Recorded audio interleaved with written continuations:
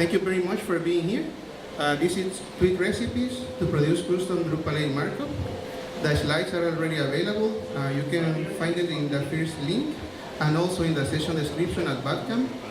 And I will really appreciate if after the session you can provide feedback in the second link. It's 5 questions. So, if you have the time, by all means, please do it. My name is Mauricio Dinarte. You can find me as dinarcon pretty much everywhere internet, Drupal.org, Twitter, and so on. That's my email address and my Drupal.org profile. Feel free to send me questions after the sessions if you have. I am from Nicaragua, beautiful country, very warmer than here.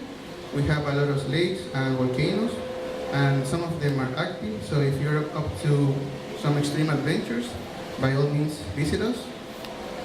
I work at a company called Agaric. We are distributed from USA, Nicaragua, Mexico, Germany, England. So yeah, it's very fun. And I am very passionate about teaching. So very soon I will be launching this personal project called Understand Drupal. I have some beautiful and cute stickers up here if you want. And my goal is to produce content in English, Spanish, and French. So if you speak one of those languages, good luck. If not, I am working on my German, so at some point. And just to have a sense of the audience, I would like to raise your hands if you identify with one of these questions. Have you downloaded and configured a contributed Drupal theme, no matter the version? Yes? Have you created a custom theme? Okay. Have you created a subtheme? Yeah, about the same people. Have you worked with Twig before? Okay. Have you created a Drupal 8 theme? Okay, so it's a mixed audience. The session is called Twig Recipes, and at the end I'm going to give you like the recipes themselves that you can basically copy and paste to get some result. But I think that more than just finding some snippet of code that you can copy and paste and how magically it works, it is better to understand how things work under the hood. And Lea Verou, author of CSS Secrets, put it in a very nice way. Understanding the process of finding a solution is far more valuable than the solution itself. And that's my goal with the session, to explain how Twig works in Drupal in particular, how it is implemented. So let's dive in. So what is Twig?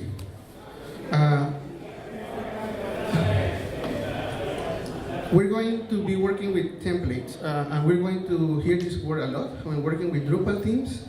A template is basically HTML markup with some placeholders that are replaced dynamically. A template can also have references for CSS and JavaScript files and other assets like images.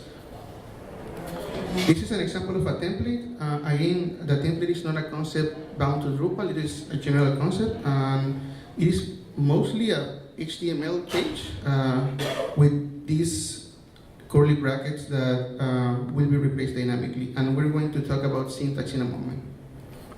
So with Twigs we have 3 syntaxes. One is curly bracket, and that means print a variable into the template, and that is going then to be printed to the page.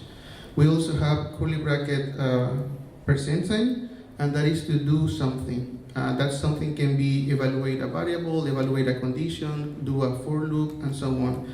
If it is something that's not going to be printed, but maybe to conditionally evaluate something, we use a second syntax. And the third one is just like to put comments in the template itself. It's curly bracket #sign.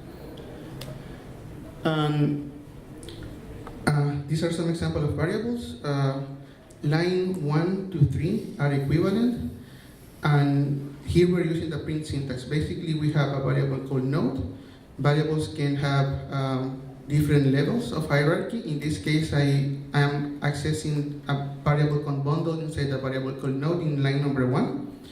And this is in Drupal the content type. So if you want to print the content type, that's how you do it in a Drupal template.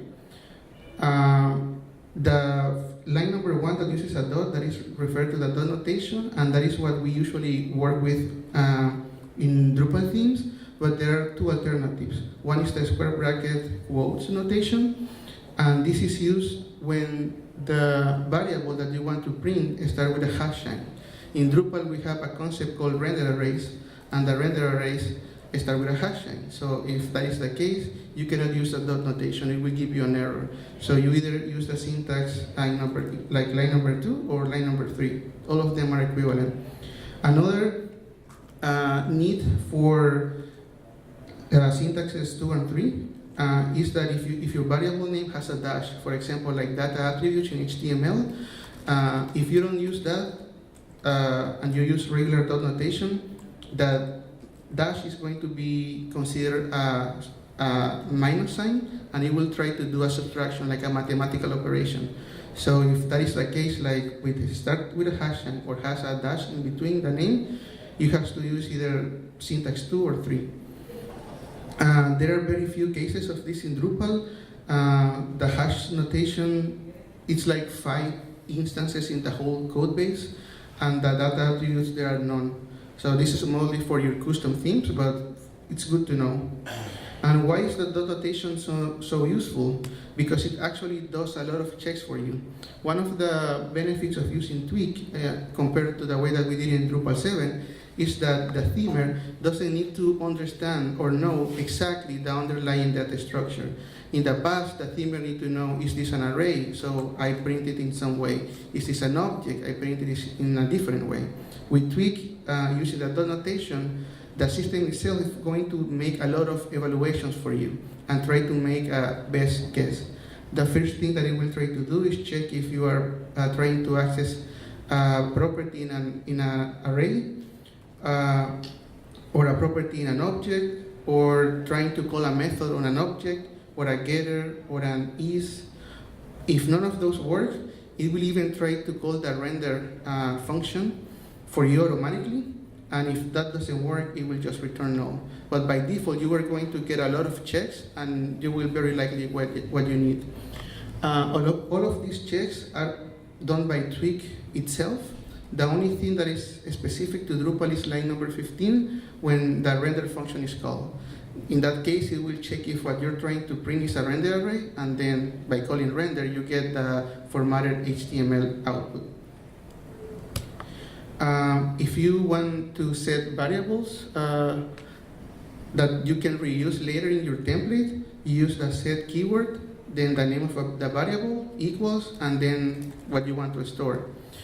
This can be like a literal string, or as in this case, I have an array because I want to store a lot of classes in one variable. And as you can see, there are several operators and symbols that you can use to perform basic logic inside the Twig template itself. This is different from what we did in Drupal 7. In Drupal 7, it was encouraged to use the pre-process layer to prepare your variables. In Drupal 8, the recommendation is to do it in the template itself. And you have some basic logic that you can do there to accomplish that. In this case, the tilde just means concatenate two strings. The pipe clean class is just generating something that can be used as a CSS class name. And we're going to talk about this pipe stuff in a moment. Once you have your variable, then you can use it down below. In this case, I have an attribute object with a method called add class. And I pass the variable that I prepare, and then it will explode that array into proper CSS classes. One thing that I want to point out is that in line number 1 and line number 10, we're using curly bracket and %sign syntax. That means whatever is there is not going to be printed. You have to print it at some point later, which we do in line number 12 with the curly bracket. So it is always good to keep in mind, like, I am printing something, or I am doing something that's going to be reused later. Twig provides us different mechanisms to modify your variables, and one of them is called filters. So when you have a filter, you apply it you have some variable, in this case, in line number 1, some text, and to apply a filter, you use the pipe symbol and then the name of the filter. The filter is going to modify whatever is stored in the variable. In this case, I am making things uppercase. You can also pass a string directly, not has to be stored in a variable before. Filters can be applied to multiple lines by using the syntax that is presented in lines 5 through 7. You change from printing something to doing something, then you enclose whatever you want to apply a filter into the filter keyword, and then the name of the filter itself. And when you want to close, you use the end filter keyword. And whatever text you put in between is going to receive the filter. Filters can also be chained. That means that the output of a filter is the input of the next one. In line number 10, for example, I have a variable called name. This variable might contain HTML tags that I don't want to print, so I strip the tags, and the result of that is going to be converted to uppercase. One last thing that is important to note: this session is not a focus on security, but Twig has a filter called join to explore an array and put the elements together with some text that you define. That join filter provided by Twig core is not safe to be used in Drupal for different reasons. And Drupal itself provides one called safe join. So if you need to join something like an array with a glue, always use safe join when working with Drupal. And there are some Drupal specific filters, and you can find them in the link above. In addition to filters, one more thing, filters can also have arguments. For example, I want to format a number, and the arguments that you can provide is how many decimal places to use, what is the decimal point separator and the thousand separator. And the filters are also optional. If you don't provide them, Twig will give you some defaults. But if you need to override the default, you just provide them in parentheses. Another thing that you have is functions. And functions are very different than filters in the way that they behave. A filter will always be printed right away. Whatever you apply a filter for, that's going to be available right away and printed right away to the page. With a function, there are actually many options.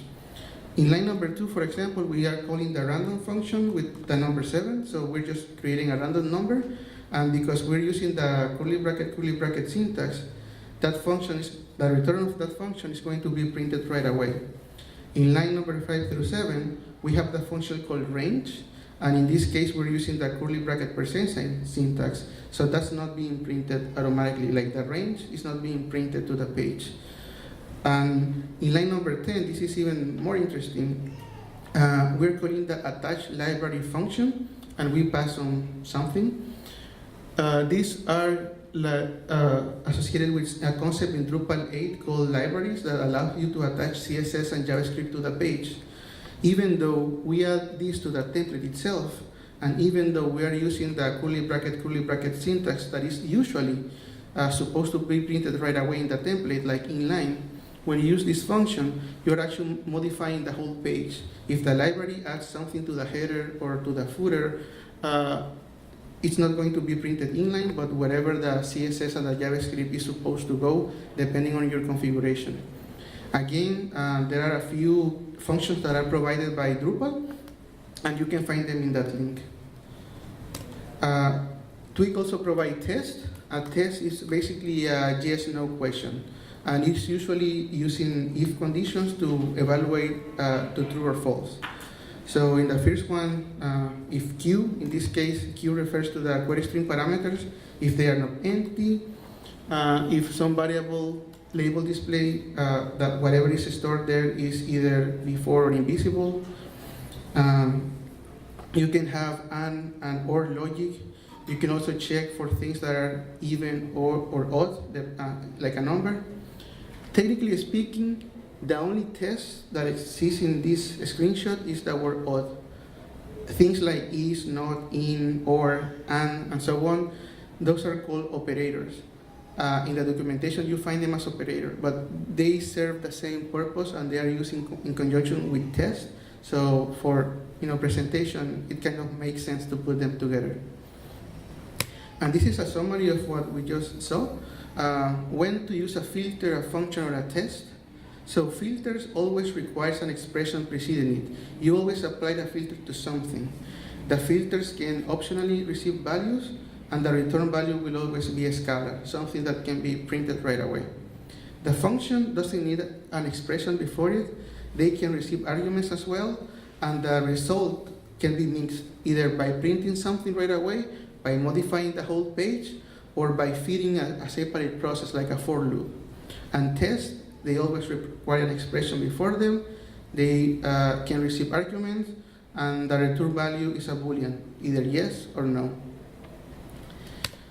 So in addition to that, we have control structure. One of them are if conditions. So in this case, this is actually an example from Drupal itself. Messages is an array, and we apply the length filter to count how many elements are in the array. If there are more than one, we print an ordered list. Otherwise, we print just the text itself without any wrappers. And another thing to point out here is that the length filter works both for arrays and for strings. In the case of arrays, you will get a count of elements. In the case of strings, you will get a count of characters.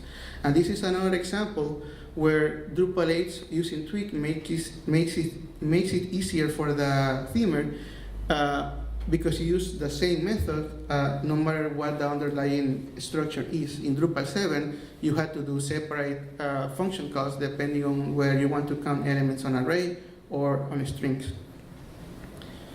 This is another example from Drupal core also. This is how you print the breadcrumbs.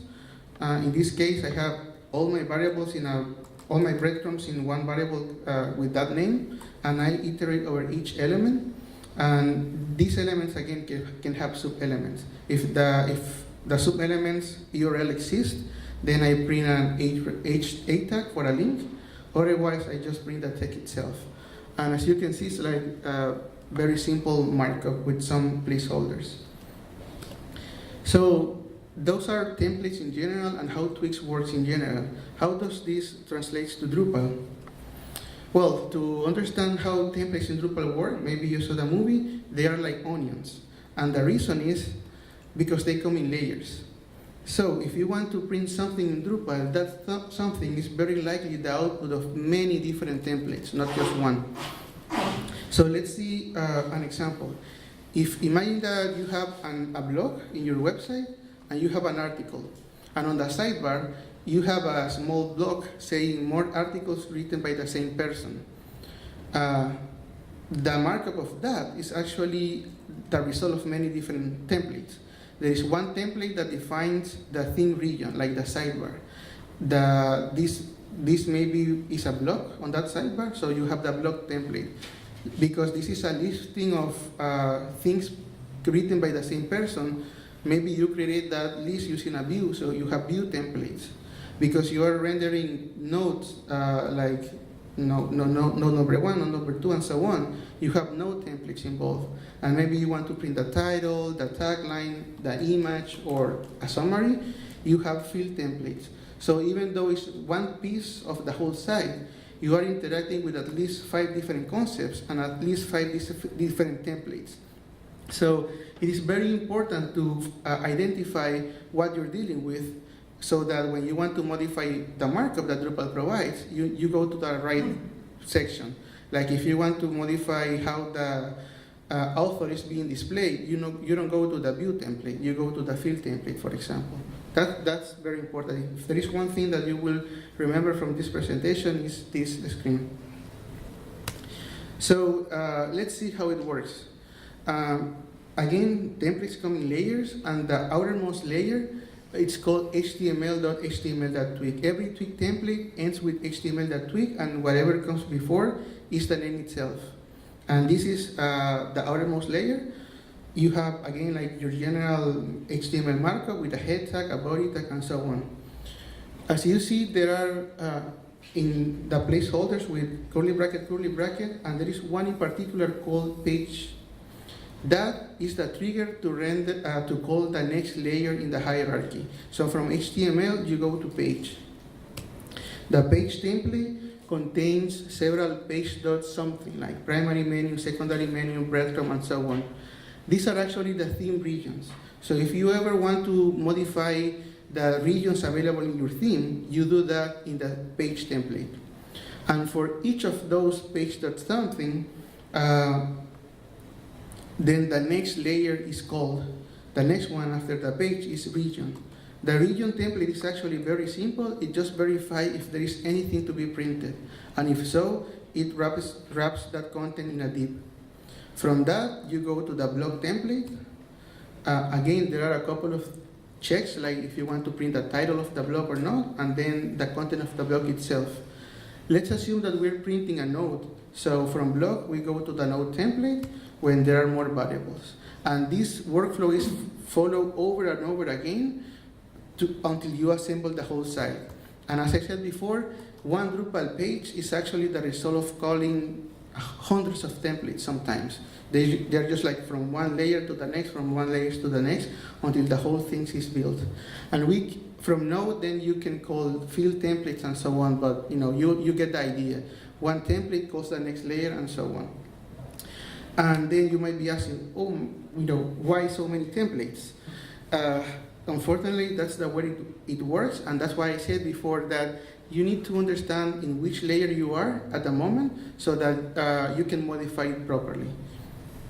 And in fact, we have, in my opinion, too many templates in Drupal. This comes from a theme called Stable, and that theme alone has 166 templates. And I have been presenting this session for a while, and that number has never gone down. Actually, it has been increasing. So I don't know what's the ceiling, but at the moment it's 166. And knowing that, how do you override markup? I'm going to give you a short recipe but I want to do it through an example. This is the result of a default Drupal installation. You get a theme with a bluish color called Bartik, and in this case, I am rendering the result of creating an article in that website. Let's say that I want to change the way that the date is formatted, where it says the tagline submitted by admin on the date. I want to change the format of that to the month, the day, comma, year. So how do I do it? This is how I do it. This is the recipe. My recommendation is to enable theme debug. We're going to see how to do that, like how to go over each step. That will help you to locate the proper template to override. Once you identify the template, you copy it over to your theme. Then you use, optionally, something that is called file name suggestions, which I will also explain.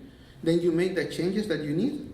You clear the cache, and you instance as repeat as many times as needed. And at the end, you disable theme debug.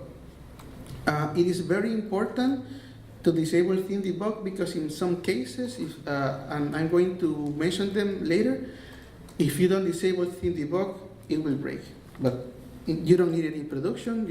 That's just to identify the templates to use. So let's go over this. To enable theme debug, in your Drupal installation, you will have this site's default services file. You change those variables, and there are more instructions in those links. There are tools, for example, like Drupal console that will allow you to do this through the command line, so you don't have to do it manually. Once theme debug is enabled, the way that it works is that it adds HTML comments to the page. So when you visit the page from the browser, by default you won't see anything, but if you inspect the source code, you will see that there are a lot of HTML comments. And those comments provide really valuable information. And there are three things that are key.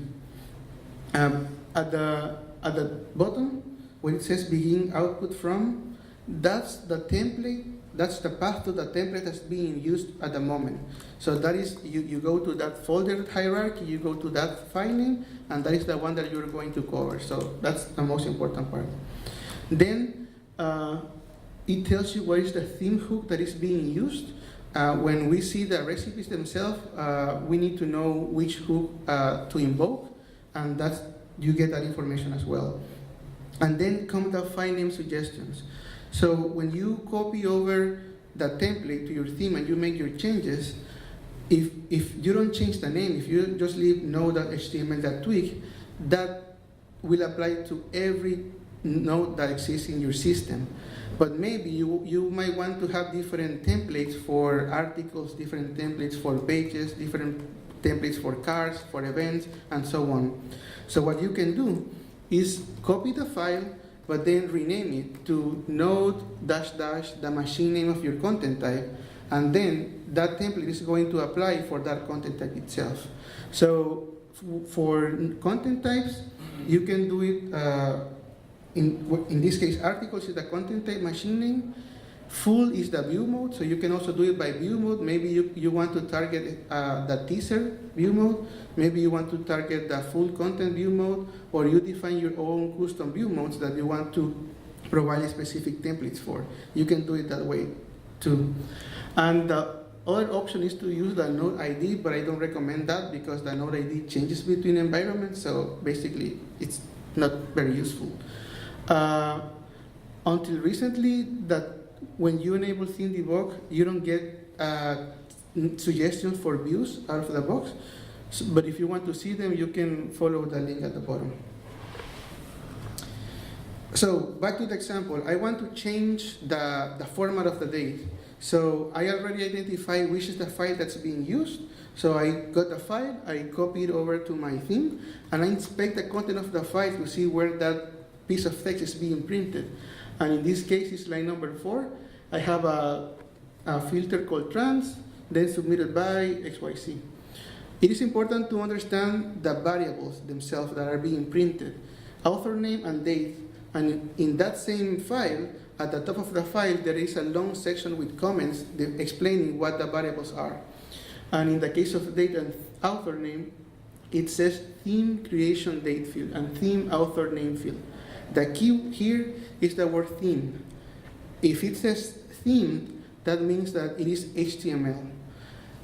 This is something that is also different from Drupal 7. In Drupal 7, you have a pre-process layer, and after that you have a process layer where you are supposed to transform your render arrays into HTML markup to be printed right away, like in the template. In Drupal 8, the recommendation is to delay the rendering of the array to the very last minute. This has to do with performance, with caching, and so many other things. But there are some cases where that cannot be done. And when that cannot be done, you need to do in a previous step, like in a pre-process, to render the array and produce the markup itself. And the reason why it has to be done like this is because the trans function here requires you to have a scalar. If you have a render array, it won't work. So you actually need to pass HTML. And anyone who has worked with HTML and trying to modify it through regular expression knows that that is super complicated. So we need to find a way, a different way, to modify the value without using those variables, because otherwise it will be very difficult. So by inspecting the same file, we see that the variable node has a method called getCreatedTime, which we can use with some PHP magic to get what we need. So that's what we're going to use in the example. So again, I copy the template to my theme. In line number 94, I am setting a variable. When I get the creation time, I apply the date filter with some arguments that will give me the format that I need. And when I have that variable, I put it in line number 95, replacing the one that Drupal provides out of the box. And again, when I am inside trans, I can only use a scalar.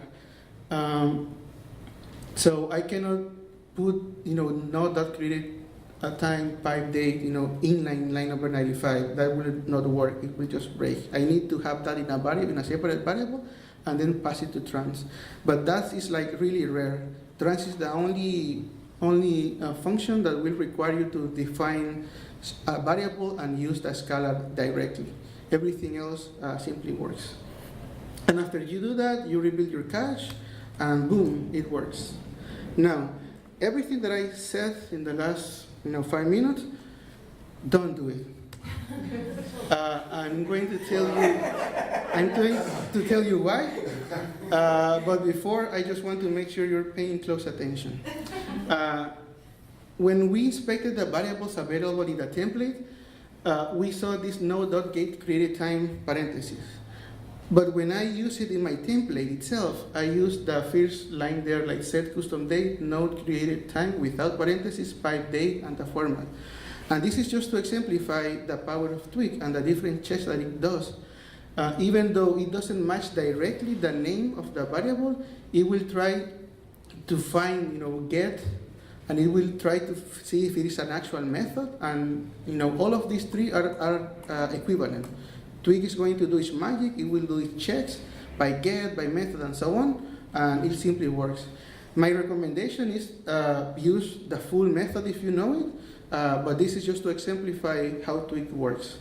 So one question: where do you get the name that you need to use, like the name of the class? Or...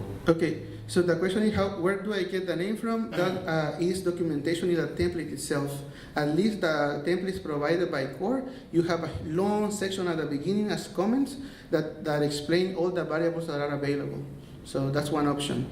And another option is to use tools like debuggers to see what variables are there. But usually in core, at least, things are documented in the template itself, and that's actually the whole goal of Twig and its implementation in Drupal, so that the themer doesn't need to know the underlying data structure, that they don't need to do pre-processing as much as in Drupal 7, and that it is documented right there.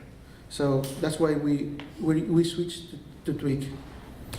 And why we shouldn't do what I did? Because I basically work with Bartik, and Bartik is not supposed to be used. There are different themes that come with core, and you are only supposed to use to classy and stable. Those are not going to be changed over the life cycle of Drupal 8. Bartik doesn't have that contract. Bartik might actually change. For example, it can change a class name, and if your theme depending on that class name, then it breaks. That's why you should not use Bartik as a base for your own work, either classy or stable. Or one contributed theme that defines itself as a base theme. And finally, let's go to the recipes themselves. Again, this is mostly just like copy-paste. As long as you understand what we just covered, this should be very self-documenting. Before jumping to the first example, I want to note that in the case of the node template, there are two variables that are very similar in what the information that you get, but there are some very interesting differences that we need to keep in mind. The variable called content will contain the nodes, will contain the fields as render arrays. Remember that we try to use render arrays as much as possible, so you will use the content when you want to delay the rendering till the last moment. And the configuration for those fields actually come from the manage display section of the content type. When you go to content type, manage display, you can say hide a label, you can say how to format a number, how many characters to trim the long text, and so on. So whatever configuration you use, that's going to be respected and going to be stored in the content variable.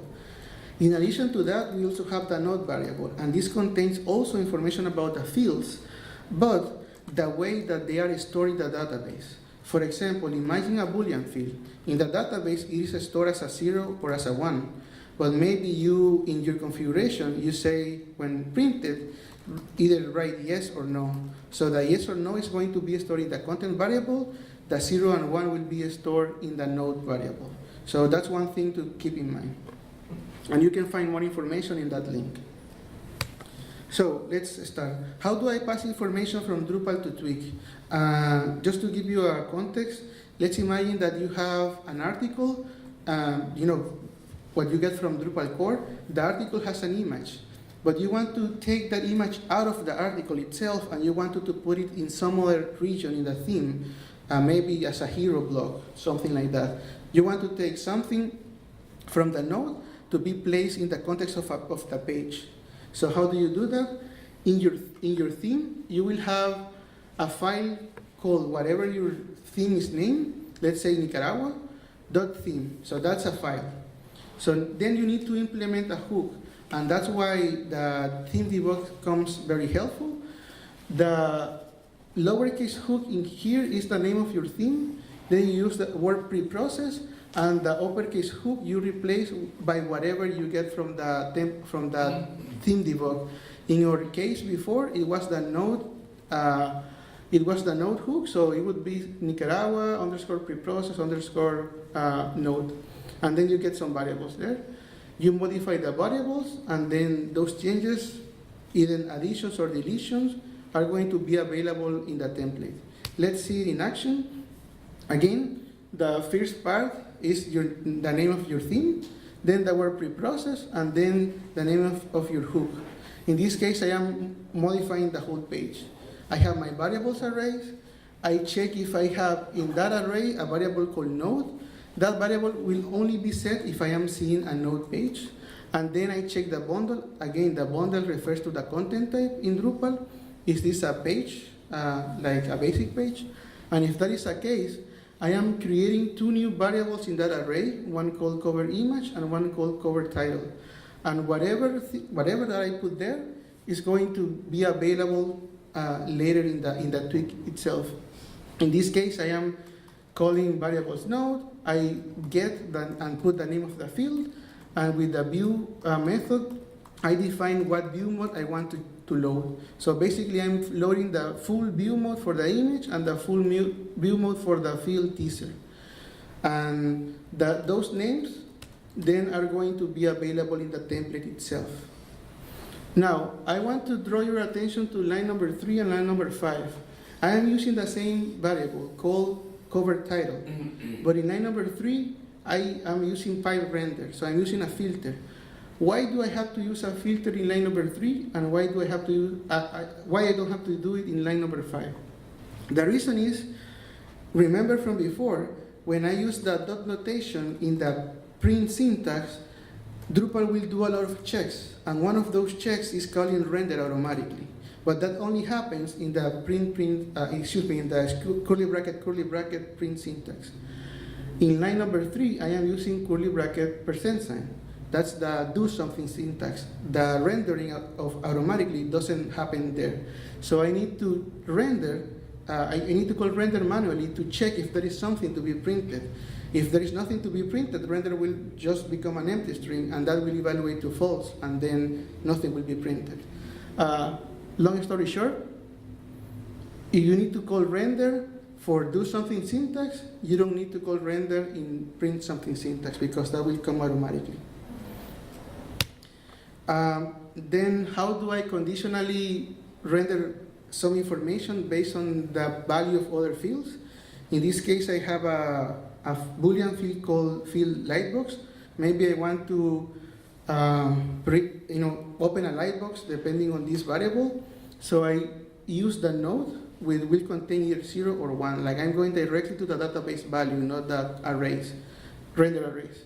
So if node.field lightbox.value, if that is true, then I can conditionally render another field that is in the same content type. How do I render images as background images? This used to be a little bit harder before, but we got new things in Drupal core right now, so it's actually much simpler. Basically, when you have your image field, you go to this manage display section, and you hide the label. For the format, you select URL to image, and then you can select optionally an image style.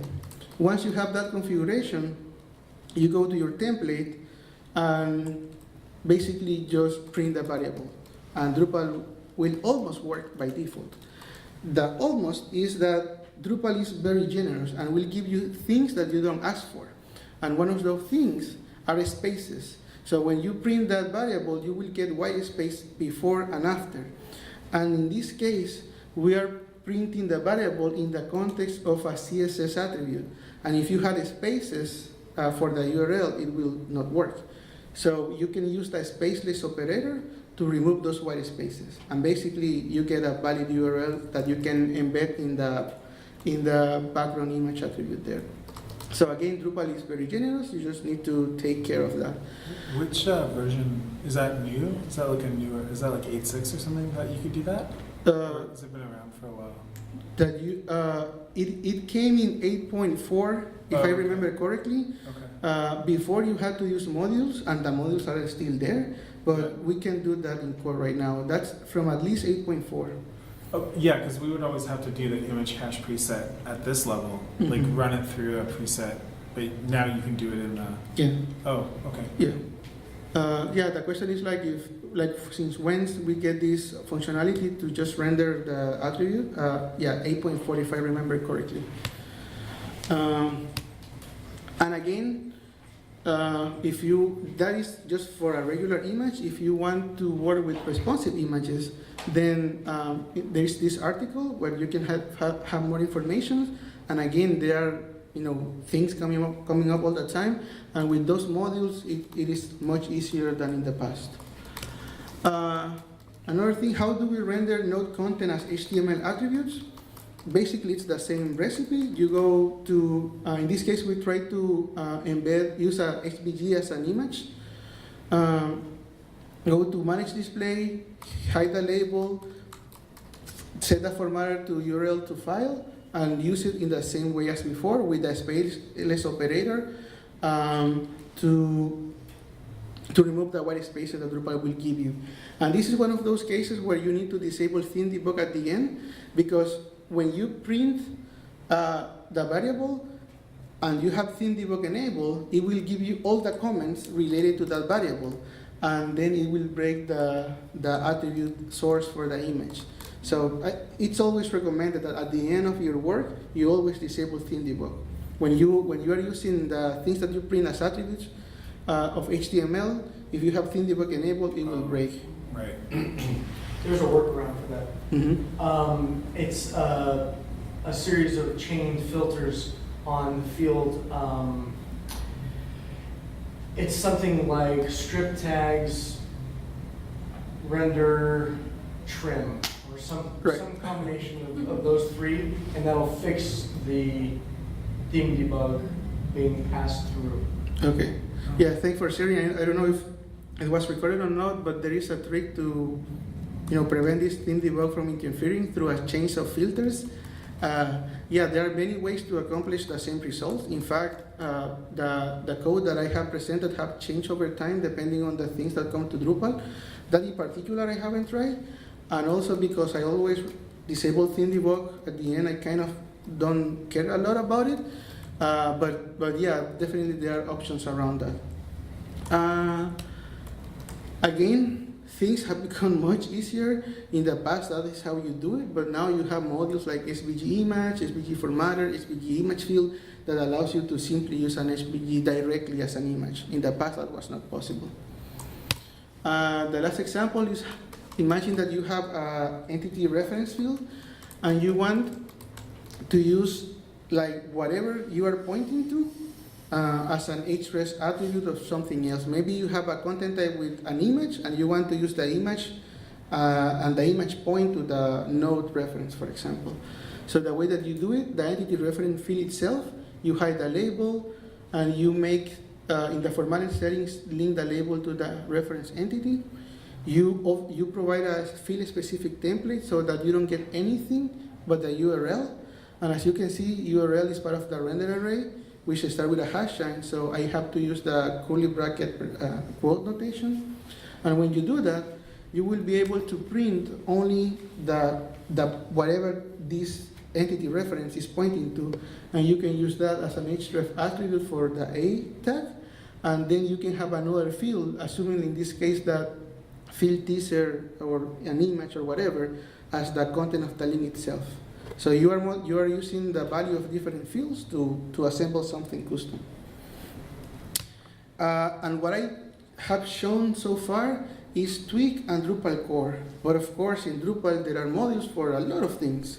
And this is a short list of modules that I find useful. Some of them provide extra filters, extra functions, extra checks. For example, there are some of them that allow you to render a view if you want to render a view. There are others that will help you to debug. If you want to know what variables are available, what methods or functions are available in an object, and well, many things. It is important to note that these are just like shortcuts. For example, the Twig field value module gives you something that is very common, but you can accomplish the same functionality by chaining 2 or 3 filters and functions yourself. But depending on your needs, you can say, okay, I don't mind having an extra module to maintain and update, or I prefer to have a very small installation, and I do the filtering and myself. So it is up to you. And also it depends on your skills. For a site builder, this is very convenient. If you are a developer, you can do many of these things by writing a few lines of code. So it's up to you. And if you want to learn more, I recommend a couple of sessions. This one, Mastering Twig by Javier Aguiluz, which is one of the people who actually produced documentation for Twig. And this one to understand in general how the theme system works in Drupal. Like what I said about do not use Bartik as your base theme, in this session they go more in depth about the whys and the best ways to do it. If you need support, you can jump into either IRC or Slack. And thank you very much for being here. I am open for questions if you have.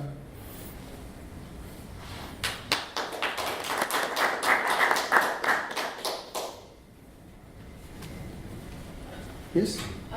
Is there ever a case where there aren't those comments on the top where you know which methods or properties to use? So the question is if there is ever a case where for a template I don't get the comments at the beginning of the file to let me know which variables are available.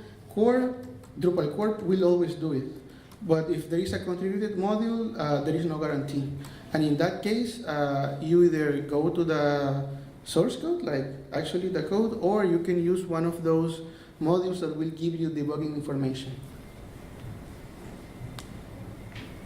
Any other question? I'm still trying to get my head out of using preprocessors and form alters and things of that nature. Is it best practice in Drupal 8 there to tackle, because a particular, for example, views exposed search form, right? The views exposed form has a number of templates that are used to expose that piece, including Twig templates that deal with each individual maybe form field, and another one for the button, and then another one for the entire set. And what I guess I'm trying to wrap my head around is, if you want to tackle the markup for all of that form, do you do it on the individual elements in that form, or can you do it from the parent Twig template for the whole form? Okay, let me see if I understand. So when working with views, you have different templates, right? And if you want to make a change, like if you want to if you do it in the outermost layer, will they propagate to and be made available to the children? Is that what you want to do? Well, kind of. More specifically, not the views, but the views exposed search form. So when you have the exposed form as a block, you can put that block up in the header or in the nav bar, right? So it comes with, by default, just the one search text box and the one button. And then the template that is the whole block, the whole form. And my question is, if I need to completely change the markup of that entire form, do I do that from all three of those templates, or can I tackle it just from the parent template? Okay, again, to try to understand, if you want to modify the search block of a view, Where do you do it? There should be a template specifically for that, and you should use that. Like if you modify by parent, for example, the block template, you wouldn't have the variables from views in the block template. No, but it's actually more than just a block template. So you got the block template, that's the grandfather. Mm-hmm. Then you have the form template, Mm-hmm. and then you have the text field template and the button template. Mm-hmm. I need to modify the form, the text field, and the Okay. button. Do I do 3 Yes. twigs? Yes, you need, yeah, if you have to modify in different layers, you have to do like one change per layer because the variables that are available are going to be different in each of those. Gotcha. Okay. Yeah, like, as just like going back, things that you do in higher, like parent, do not propagate to children. So you always need to modify at the specific layer, and sometimes you need to modify more than one to accomplish the results. Okay. Yep. Thank you. Well, if there are no more questions, thank you very much again.